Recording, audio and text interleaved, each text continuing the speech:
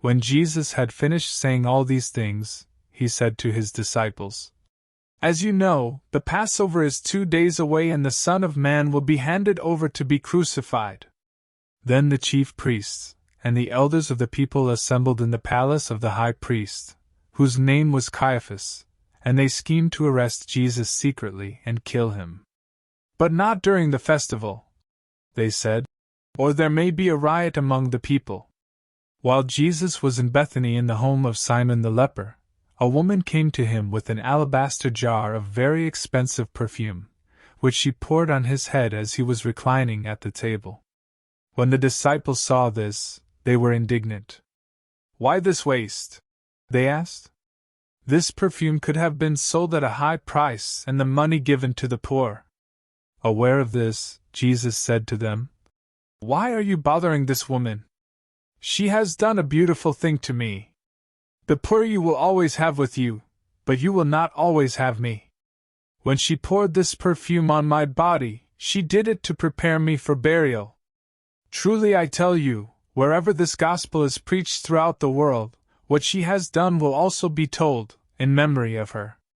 Then one of the 12, the one called Judas Iscariot, went to the chief priests and asked, "What are you willing to give me if I deliver him over to you?" So they counted out for him 30 pieces of silver.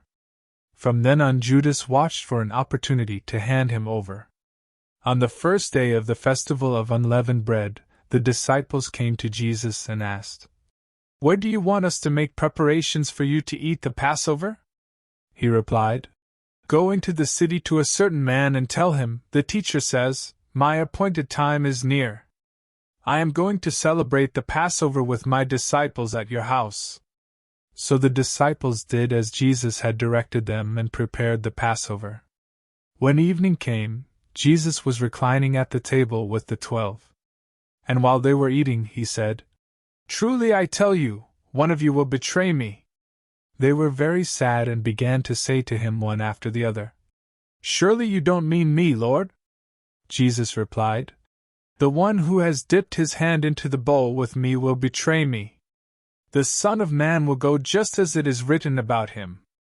But woe to that man who betrays the Son of Man! It would be better for him if he had not been born." Then Judas, the one who would betray him, said, "Surely you don't mean me, Rabbi?"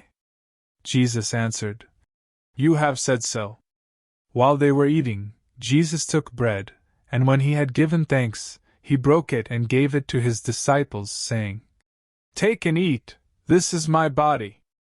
Then he took a cup, and when he had given thanks, he gave it to them, saying, "Drink from it, all of you.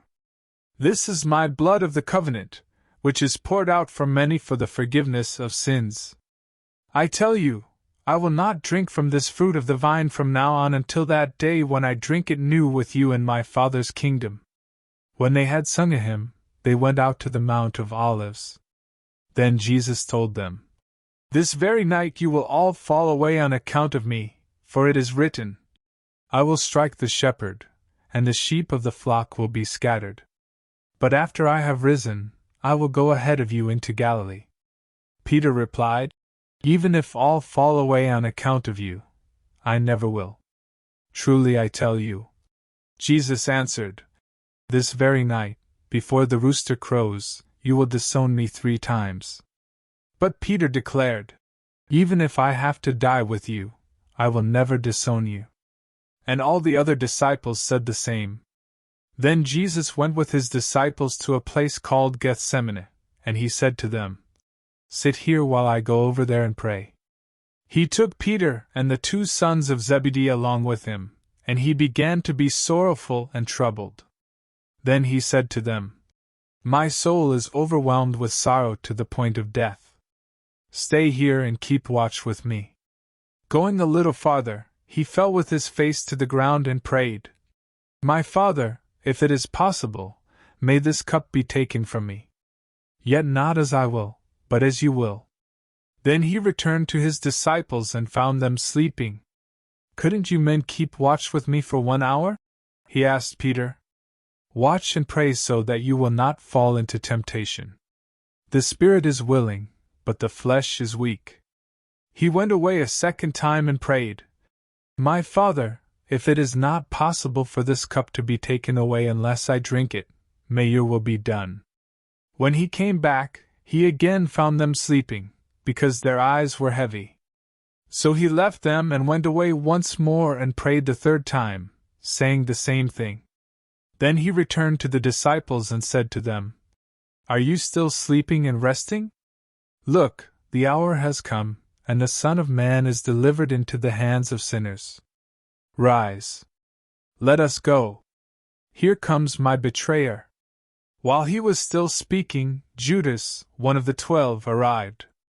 With him was a large crowd armed with swords and clubs, sent from the chief priests and the elders of the people. Now the betrayer had arranged a signal with them. "The one I kiss is the man, arrest him."